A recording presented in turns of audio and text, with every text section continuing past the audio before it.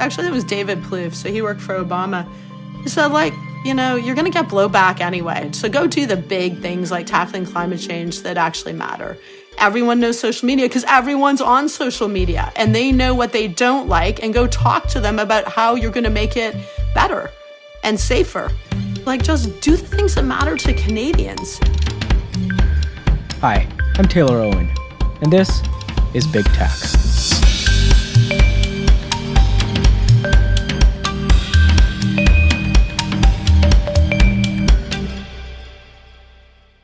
I think it's fair to say that two of the biggest challenges we're facing as a society, both domestically and globally, are questions around how we'll govern emerging technologies and whether we'll address climate change with the urgency it demands.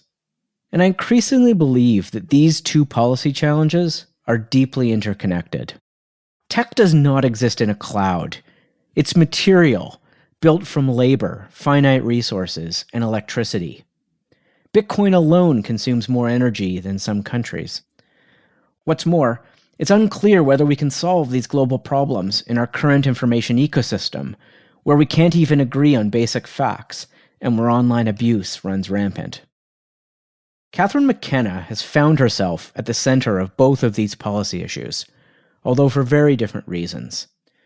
As the former Minister of the Environment and Climate Change, she was the face of Canada's National Climate Plan.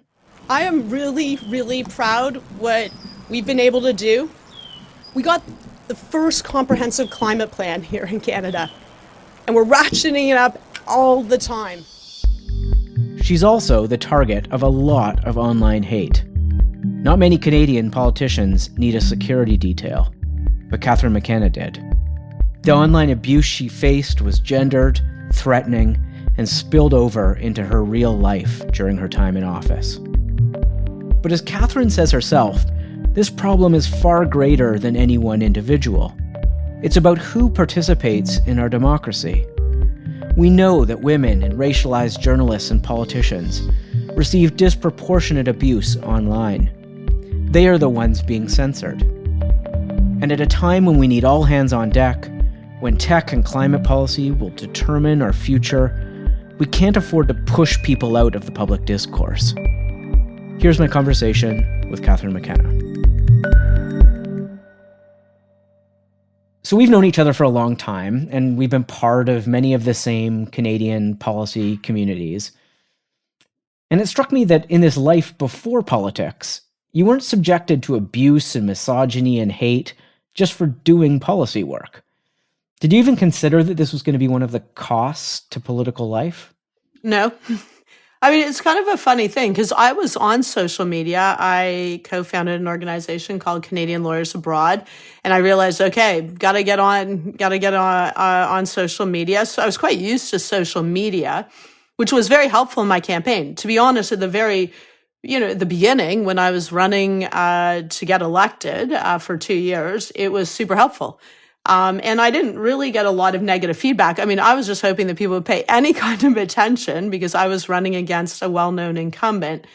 So I had no sense that this was going to be a negative space. It was just a way for me to engage with folks, talk about things I cared about, why I was in politics, highlight some good people. And it really was kind of shocking when it happened pretty fast. I went to the Paris climate talks. That was really just days into my job, and that's when it started. So clearly it was not unrelated probably not unrelated to the fact we had a gender balanced cabinet that got some attention from folks, but also that I was working on climate. How did you initially experience that? So you just started noticing more aggressive comments, or what was broadly a sort of positive public debate and dialogue turned more toxic, or what happened? Well, I don't know. I think there was generally pretty positive feedback. And I should be clear, most Canadians are amazing and they're great. And they don't have time for the bullshit that we see happening online, and the hate and the misogyny. But it was actually the name that I got really quick. Rebel Media was the one, a so-called media organization, which it's not, coined the name Climate Barbie pretty quick. And we've had people look into it. I can't exactly remember when it was, but it was pretty early on.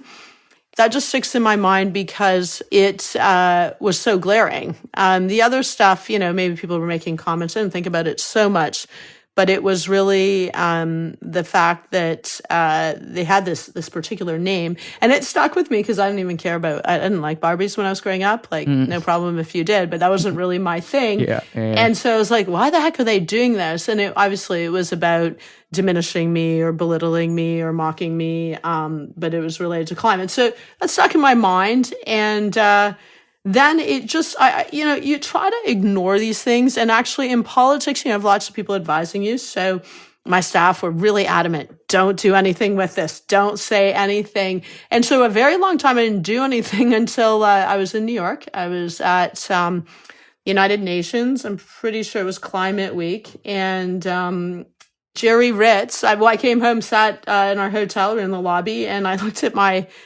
Twitter, and it exploded, and I didn't know what was going on. And then I saw it was because Jerry Ritz, who was then an MP, former cabinet minister, conservative cabinet minister, had called me Climate Barbie. And I just looked at my team and I was like, hey, it's over. Sorry, guys. And then I drafted my response tweet because I was done. I think, and you know what? You take a lot of abuse, but I was just kind of done. Yeah. And so I was like, okay, enough of not saying anything because it's just now ridiculous. Like, it's one thing to have some folks that are clearly attacking me online. It's another thing to have someone who's in the House of Commons. So I thought I was actually pretty restrained. I was like, would you say this about your mother, sister, girlfriend? If not, then, how about don't do it to me? And it got a fair bit of attention. And that's when I realized, okay, maybe you got to call it out, that it's, you can try to sit back and ignore it with the thought that you're just going to get more attention if you call it out. But the problem is it's insidious. And you note that, someone like him can reach a whole other swath of people. And that was a big problem. But it seemed to me watching that from the outside that in some ways that label was held up almost in a way to trivialize the problem, I think. Like that this was just the normal kind of name calling that happens and so on and so forth. And in some ways obfuscated from the real escalation of all of this. I mean, there was like literal hate speech. There was deeply misogynistic, horrible trolling. Yeah, I mean, that's actually a good point. How did it escalate to that? Well, how does anything escalate, right? Like I have Barbies in my house. I'm looking here.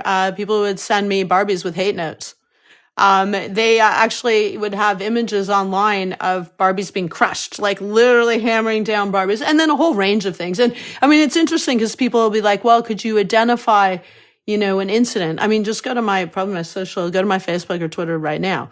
Yeah, you still see it. Yeah. You still see it. And so I don't know how it escalates, but the problem is that it's not just an online problem. And let's be clear, we can't diminish the online problem because it's actually beyond me. And I think this is an important point that maybe folks don't realize. Like, sure, it's attacking me, but they were like limpets. They would attach themselves, like the haters would attach themselves on anyone that might be mentioned. So I could mention like a teenager and say something about, the amazing work, this teenager's doing, or a child has a straw, and, it was a metal straw and they're trying to do that. And then suddenly, whoop, it would be on them. And so, attacking them. And beyond that, a lot of people said to me they would never engage on my Facebook or on my Twitter because, gosh, like they're just going to get attacked. So it actually has an impact on other people's speech. It's not just my speech, but going from online to offline, I mean, that's just a strange thing, right? You don't exactly know what's going on, but we suddenly had a number of incidents. And I think because you're able to say suddenly all these things online and you feel like, oh, it's great. You can just go say them. And it's not obviously acceptable online, but it's certainly not offline. And it resulted in people screaming at me with my kids. It resulted in incidents in my office, in my house, my campaign office. They wrote the C word. So it had real impacts. And those are only the things you know about. Like my neighbors would report things. It just leaves you a bit on edge because you never really know what's gonna happen. And I would try to report or block folks on the basis that if anything ever happened to me, and it's kind of sad, that they would have a group of people to go consider. Now, probably a lot of these were bots, but who knows? And so I would just do that. And the volume was so high, like whether it was the RCMP or whoever else, like they would say, just, let us know. Identify the ones. And I was like, that's a joke. Like, how am I supposed to identify ones? And the social media companies, that was a real joke when I would, we'd sit down with them and they'd have like a very serious, we're very concerned about this. We take this very, very seriously. And then I'd say, okay, so what are you going to do about it? And they're like, well, just report anything that I was like, what? This is not my job. My team, and I could spend 24 hours a day reporting them. And that's not what my job is. I don't have time for that. And they have the algorithms. Like, that's what really made me mad. I was like, okay, so what are you doing? And then beyond that, when we would report, often no action taken. Zero. Yeah. So did you complain a lot to the companies themselves about what was going on? And eventually I told my staff because it was also very hard on my staff. Like, my staff took it very hard. Like, they're posting a lot. I post on my social media, but if you're the person who's being attacked in a way, you have to get, kind of get pretty tough about it. But I said to them, like, if you see really bad things, like if they are threatening me or, saying anything, horrific, just go, honestly, report them. And they started tracking it. They probably weren't tracking it at the beginning. And we didn't get a lot of traction.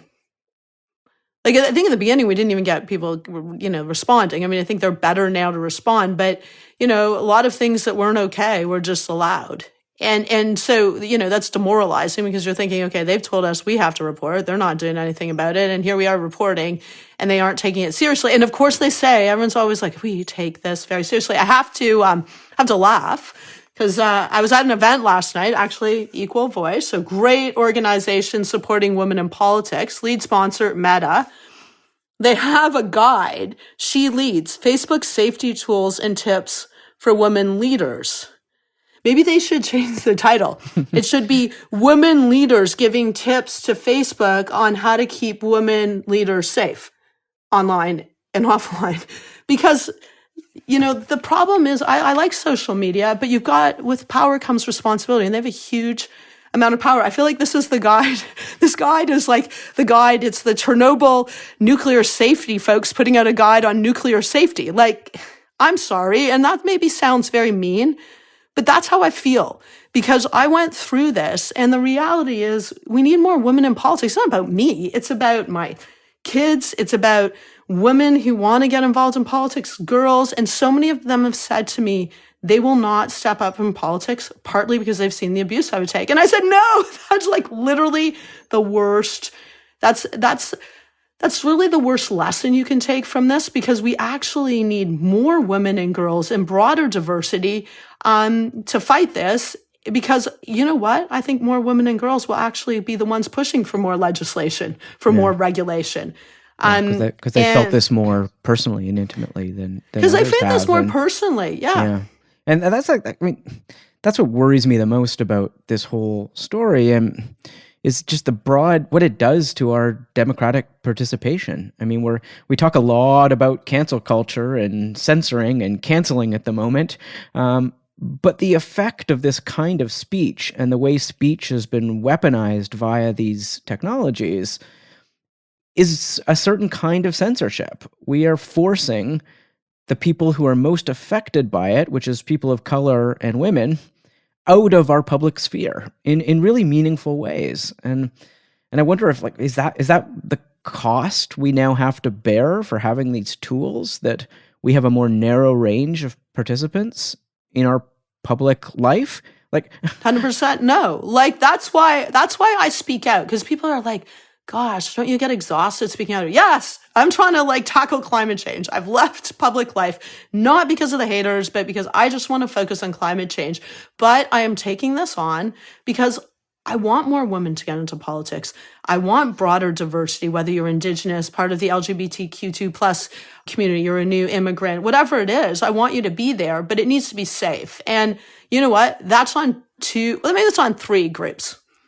One, that's on the social media companies themselves. It is super on them. They are making money off of people like me. They have the algorithms, which we don't have transparency on, and they have the tools to take action. 2, it's on governments. It is on governments to regulate. And to be honest, it now seems that the social media companies themselves are like, yeah, actually, you should regulate us. Well, great. Okay. Certain types of regulation. Certain types, that's true. Yeah. They're very particular about what types. But I think government does need to take action. And just so we're 100% clear, I did human rights law. I'm all about freedom of speech, but that's not what we're talking about here. And as you say, they're impeding people's speech. They're impeding women from getting in politics, but all these other people from even wanting to engage with me because they're just like, gosh, I'm just going to get like piled on. And thirdly, it's on the public. It's on the public on calling it out and not kind of being complacent about it. And I don't think people are, because I actually think the public is way ahead of us. There's really great work. I know you're part of this, but the Citizens Assembly, I think it's on democratic expression online.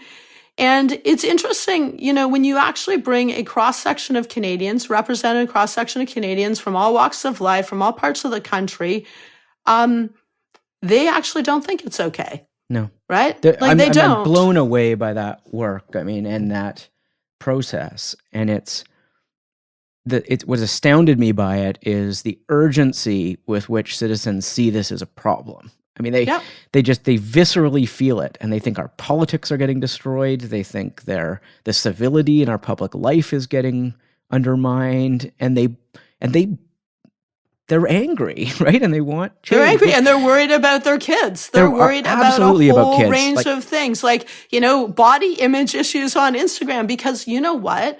We now know, and thanks actually in Facebook's case to a very brave woman whistleblower, that they're actually feeding the beast, that these companies are actually fostering, hatred. They're promoting things that are causing real harm to society, and they do need to be held accountable. So part of how they need to be held accountable, as you say, is through governance, and we're in a pretty different spot than we were when you entered politics, I would argue, in terms of this debate, when very few people were talking about it. And now all of a sudden, there's pretty unanimous consensus that there's going to be policy in this space. And yet it's been really hard. Like there is not a big piece of legislation that's been passed in Canada, for example, to deal with this problem. And how do you reflect on that? Like, why is it so hard to get this stuff through and passed when you see the urgency of it and the public is demanding it? And aren't all the pieces there for big movement? Yeah, I think they are. I think you just have to be brave. That's what politics is about. But actually, Canadians are kind of wanting the action, as we know. So just politically, it's actually a good thing to look at regulation. But I think that it's up to the government. I'm no longer in government, but I think to be brave, but also, look at the support there is out there, and be targeted. Don't be overly broad. Don't think regulation can solve everything. But I think there's certainly a space for it. And you know what? We don't even have to be the first mover. I know Canadians don't. I'm happy for us to be the first mover on things, but I think Canadians sometimes don't like being ahead of the game. Look at Australia. Look at Germany. Look at other countries that are already out there taking action. And so I think you can look at lessons. I will say I used to be a trade and competition lawyer. I think antitrust, competition law, we have tools. I know there's some view that we don't. Our competition commission might not have the tools they need, but I think they say that the Competition Act. I don't want to get into like the lawyers can dispute things.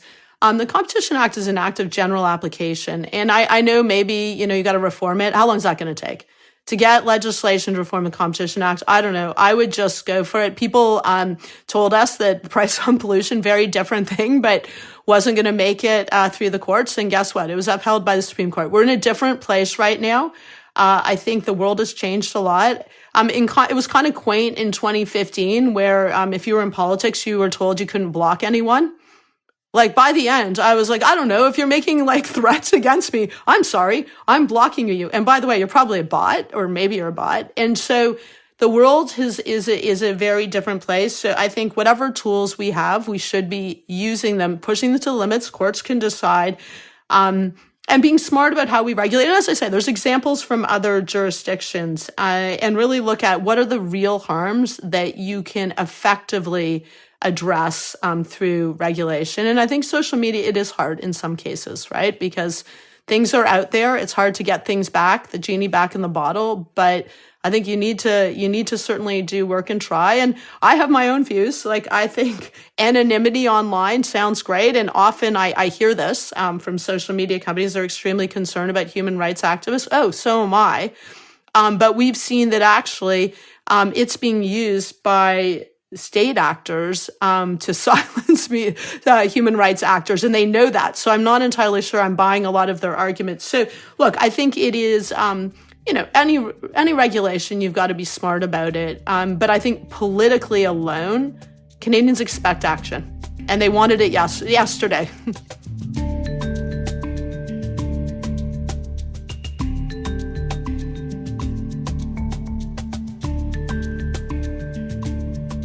Look, the second thing I want to talk to you about is the way this tech infrastructure and these tech companies, which are largest companies in the global economy at the moment, and some of the largest companies in human history, intersect with the core focus of your work, which is climate policy and climate change.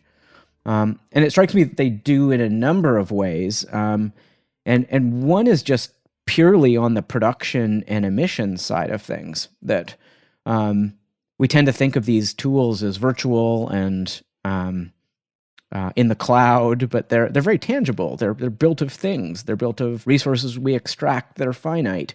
They emit huge amounts of carbon and energy. They use a huge amount of energy. And I'm wondering, in your conversations in COP and otherwise, to what degree is our tech infrastructure playing into the conversations? Well, I mean, it's interesting that you point this out, because I've been thinking about this a lot. I mean, just think about the data centers alone. That's a huge issue in terms of the use of electricity. I mean, in some cases it's not clean, but even when it's clean, we need electricity. We need to electrify everything. So that is a huge issue. And let's not even get into cryptocurrency. I mean, it's Bitcoin, the energy of Argentina, right? It's just for Bitcoin. It's amazing. And I don't know why we don't talk about this more, given that we all care about climate change. Look, I think, so the one area I probably will give tech some credit is generally there is a view that they should be tackling climate change. Now, we'll probably get into the disinformation online, because that may be, and allowing, some of the big, as we know, Exxon and others, to really be out there promoting things that are not true. But on the actual, committing to net zero, on really focused on how do they reduce their emissions, I think there is a will to do that. But like every industry, they are a major emitter. And the more we use, this grows and grows and grows. I mean, the more power we're using. And that is a huge challenge, especially, I mean, obviously, if you're, the electricity is all coal, or even gas, I mean, that's contributing the problem. And as I say, even if it's clean, it's just, we need to electrify everything. And that's going to be a real challenge in the future. Yeah, but I mean, as I say, I think I think honestly, they recognize they got to be net zero, and there is a movement, I think, in Silicon Valley, to really push on that. On the emission side of things and the energy. On their own, so emission consumption of their own sort of operations. Yeah, and so as you mentioned, the flip side of that is the type of behavior and discourse that is being enabled by those technologies, and I do worry that both climate change policy and global tech governance are just these huge global problems that require some degree of coordinated action. And I'm just not sure we're able to have that discussion in a world where we believe different things, where we're deeply fragmented, where we're incentivized to be opposed against one another, where disinformation and sort of profit motive driven false information is incentivized. I mean, how do we solve this problem, this global collective action problem in that information ecosystem? Well, I mean, let's start in the positive place, right? The good news is, and I saw this as minister, I mean, you can reach a really large cross section of people in a way that you couldn't before, Yeah. right? Before you knocked on doors, I don't know, newspapers, but now you can reach a huge cross section. So that is good. Um, and you can engage, so that is good. The problem is the level of disinformation out there, and on climate it's bananas, right? Like, I put out a piece and it was, they love, like, I feel like my haters, my climate haters, there's certain things that get them going. So if I put out a piece that was talking about ecological grief in children, it was just a factual piece. I just linked to an article and just said, like, this is really worrying, because it is really worrying. The percentage of young people who have always grown up with a knowledge of climate change who are really experiencing deep grief. So it's a serious topic, and it's just factual. It's just like it was like a CBC article or something. And like the pylon, like the number, I can always tell, like when I get like 500 comments, I'm like, okay, let's just go open this up and see what's going on, right? Like the first few will be fine because they'll promote the first few. And then you go down and you're like, whoa. And then a lot of people I muted, like the ones that are the climate deniers, but I like open it up, and it's astounding. And that's just the responses to my pieces. That's not the misinformation and disinformation online.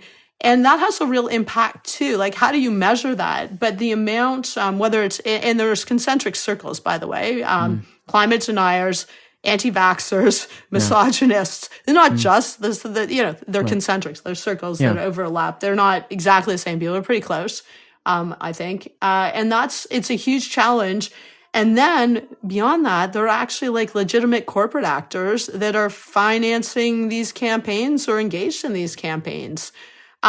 Including, we've seen, actually, it was interesting. There was an article talking about where you had climate denial. I think they classified it as that. I may not get that right, but, in newspapers or in publications, and the National Post was one that was like the top of the list. So that, they're promoting their articles, go online, people promote these articles. So it kind of looks legit. So that's a real problem, because that's like kind of mainstream news. But then you have like all these things that are just kind of bananas out there. And yeah, it's a real challenge. And I think about this because I was like, well, can't we just capture some of this with algorithms? Like, I know, the argument will be the volume's too much. Like, you can't have fact checkers. I'm sorry. Like, first of all, there are campaigns that are particularly organized. I see them. And so you probably start there. But I think that there are ways, if you want to be a good corporate citizen, to figure out this. And I don't think it's always on us. Like, government isn't always the one that's going to figure out, okay, what are the best tools for these companies to do their job, which is hopefully not like, engage in decent discourse based on facts, especially in an area like climate change, where it is a huge issue. Because to land on major policy pieces like a price on pollution, if it's just misinformation and disinformation, it makes it extremely challenging. But I don't know. I don't think there's easy solutions there. And then, as you say, then there's the discord. Like, you get, if you're, talking about climate change and the challenge, like, people just like latch onto you. And then do you decide to, like, if you're just a regular person, or do you even want to engage in that? Like, why would you want to? I mean, I sometimes, I'm like, I did take a break when there was one campaign, mounted against me about 6 months ago, and I just couldn't handle it. It was all lies, but it was just really negative. And I just and it was actually my eldest that saw it, and they're like, you're trending. I was like, I'm trending. Why am I trending? Yeah. And I tried to not look at it, but I just decided I was getting off. And then I was like, okay, who is this? How does it help if you're a cabinet minister, trying to tackle big issues like climate change, and I was also infrastructure, getting sustainable infrastructure built, like closing off the channels to reach people is very, it's cross purposes at the very least, or counterproductive. So yeah, I don't know the solution. Well, one of the other things that makes it in some ways difficult to get to a solution is, I think, the debate in our public discourse on both climate and tech policy and governance in various ways are being shaped by corporate interests. And I think we see that in Canada. You held up that pamphlet from Meta about empowering women online, but like, they're everywhere, right? They're funding journalism, they're funding academic research, they're funding nonprofits across the country. in very similar ways to what the oil industry did, which is just sort of this soft power of being in funding conversations really changes the public discourse. And I'm wondering do you see a parallel there between what you experienced in the climate world with the playbook we're seeing in much of the tech space? I mean, it's really interesting because I hadn't really thought about it until I saw an article about Facebook, Martin Patrick, and he was just talking about how many organizations are funded by Facebook, and like even Equal Voice, great organization, main funder is Meta. Yeah, and like what happens? Like everyone can be like, "Oh no, it's fine. We're independent." We're just like, no, actually, I mean, we just know. There's a reason there are conflict of interest rules in government because someone's, giving you something, then you're going to have a different approach. It's very hard to, even if you want to not have a different approach, subliminally, but often just very obviously, it's not in your interest to speak out against social media companies. And I think that is an issue, and they have lots of money. And that's interesting because I think, for such a long time, everyone was really pro social media companies, right? We're like, this is great. It's going to be a platform. Everyone can. And so we kind of let this all happen. And I think that there's a very mixed view.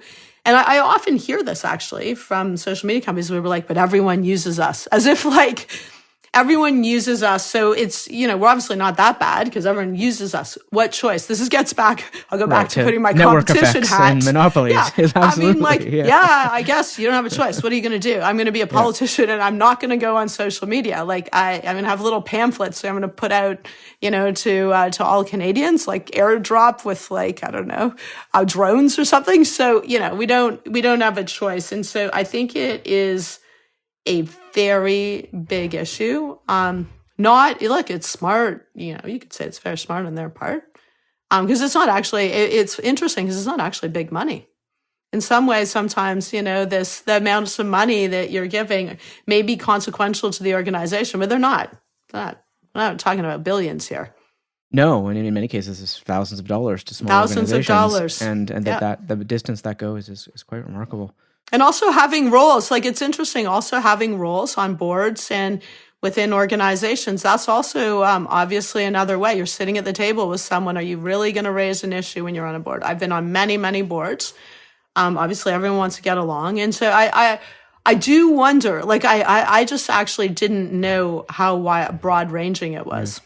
And do you see parallels with the oil industry and the climate movement there? Is that? Well, I mean, it's really interesting because it feels like that now. I think before we might have thought it was just benevolent. That's great. Supporting greatly. They're supporting media. Like who can be against media? Supporting good organizations doing good things. Who can be against it? But the problem is you're buying your love, are you? And that's the question we should ask. So, like the other big thing that is happening, I think, with a lot of this power and money shifting to some of these large corporations, and I think it's clearly the case, is that we're starting to see sort of a self-governance movement, a push away from the state in many ways and democratic processes. And I wonder in the climate space with sort of new geoengineering solutions emerging from the tech world, if you see a shifting power balance almost in terms of climate policy away from the state and towards these big private actors who may start doing things in really big ways to shape our climate or change our climate, or is that on your radar?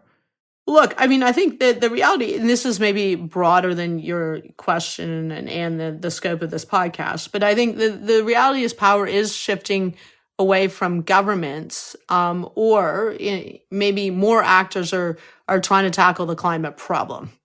And I actually generally think that's a very good thing because there are very big limits on what governments can do. Yes, in terms of capital, we need way, way more capital. It's like in the trillions and trillions of dollars. So we need the private sector to be investing. But we also need, people to be taking different risks than government can take. We need people who maybe understand or are willing, to look at new technologies that governments may not, be willing to look into. There's a lot of philanthropy. Like the reality is these companies have generated a lot of money for the founders. So they have a lot of money to draw on. Interestingly, through the pandemic, they all made a lot more money. So, but I actually think that's kind of good in a way. Like I'm like all hands on deck. Could we all just be very focused on this? And we need people to play different roles in the climate space. And so, philanthropic money often is more flexible. Hopefully, it can be faster. Hopefully you're doing it in the right way.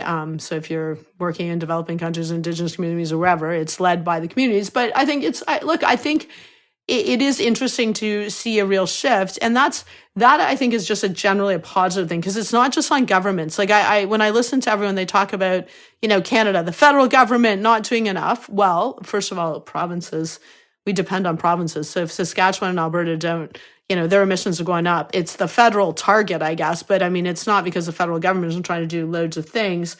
But then it's like particular industries. We know that there are heavy emitters, and so we need them to be part of the conversation. And then there are, indigenous communities protecting large swaths of nature. That's really important. So as many people as can be involved is good. Although sometimes I do laugh because I've spent some time in the Valley, and some of these tech companies will be about interplanetary sharing of resources. I think then when you've lost me, I'm just like, sorry, it's not, tech isn't going to solve the climate change challenge. We actually have existing technologies because we work on those because we don't have time. We need to actually bend the curve in 10 years, like get off coal. We know what to do to get off coal. Yeah, that doesn't need a tech solution, right? I think there is still this tendency to think, if we just we're just going to engineer our way out of this. I don't know. Engineering probably got us a bit into this, but I don't think that's the only solution. Yeah. So look, having sort of experience in politics and the sort of challenges of the climate issue at the moment, and all the sort of the toll all of this must have taken, like how do you stay optimistic on all of this? You seem full of optimism, and I'm I think envious. It's my personality. Look, I'm someone. Well, like, what choice do you have? I don't know. I'm just like a realistic optimist, or some days an optimistic realist. I just what I am focused on, because people, were like, gosh, you're leaving politics. Like, you've given up on climate change. I was like, actually, it's the reverse. Like, now everyone has to grind away politics. We've got to plan, got to implement. And now I'm focused on how do we get the systems change? How do we get the gigaton reductions? How do we get more disciplined on implementation? And that's not just Canada. I mean, that's the whole world. And I think there's some good lessons. So look, we actually know most of the solutions. And so that's what motivates me. Like, okay, let's just do it. And maybe it's a competitive swimmer in me. I'm like, I see the finish line. The finish line is we have a sustainable planet.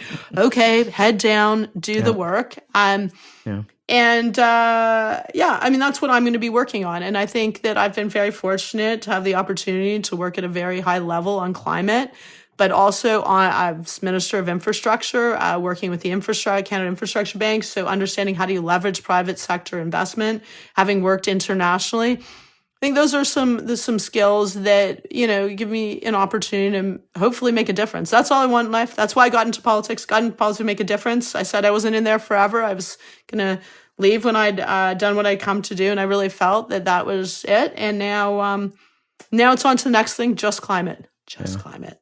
It strikes me just to close, that's another parallel with this tech policy debate and governance debate. I think that we largely know what to do, and now it's just a matter of implementing it. And surely there's some iteration, and some things are going to work better than others, and politics is complicated, but we kind of know what to do, and we just have to do it. Yeah, and I think that actually what I learned in politics, it was David Plouffe, so he worked for Obama. He said, you're going to get blowback anyway. So go do the big things like tackling climate change that actually matter. Yeah. And that would be that's what I tell, my colleagues. And I was always probably that at the cabinet table or within caucus. You know what? We got into this to do big things. Just do them and do the things that matter to Canadians. And don't go halfway. Just go do it. And you might make a mistake. This is a hard policy space. But I mean, perfect can't be enemy of good, especially because you won't do anything. You'll be paralyzed. And then explain it. Talk to Canadians. Do it in a way. That's why I love the Citizens Assembly. that you actually are engaging with people and talking like a real person about what it matters. And you know what? Everyone knows social media because everyone's on social media and they know what they don't like, and go talk to them about how you're going to make it better and safer. And, better debate, but less hate, less misogyny, less racism, less anti-Semitism, less, I think you can kind of go on. We all know what we don't want. I think you got to talk like a real person, do the hard work. And I think we must be ready now, because a lot of work has gone into this. Like, as you say, just implement, go implement. That's my hope. Because I really just want, I believe in democracy. But I worry, like you do, about what's happening online and the impact it's having on our democracy. So no time to waste. Just get it done. And you know what? It's going to be an iterative process. As new technologies develop and you see the impacts of policy, you can adjust. That's okay. Agreed. But thank you, because I know I think it's been really important, the work you've been doing and how you've been raising the alarm in many cases. And I think we can't be complacent. We need to actually recognize that democracy matters, and the ability to speak freely, but also in a way that, doesn't incite violence or hatred or foster, or allow folks who want to attack, people in public life. I think that's really important. So yeah, that can't be the cost. So likewise, and thanks for taking the time today. All right, thank you. Talk soon.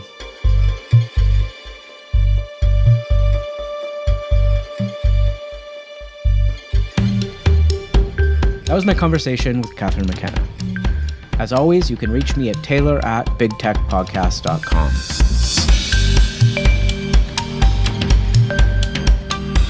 Big Tech is presented by the Center for International Governance Innovation in association with Antica Productions. The show is produced by Trevor Hunsberger, Debbie Pacheco, and Mitchell Stewart, with associate producer Dania Ali. Please consider subscribing on Apple Podcasts, Spotify, or wherever you get your podcasts. We release new episodes on Thursdays every week.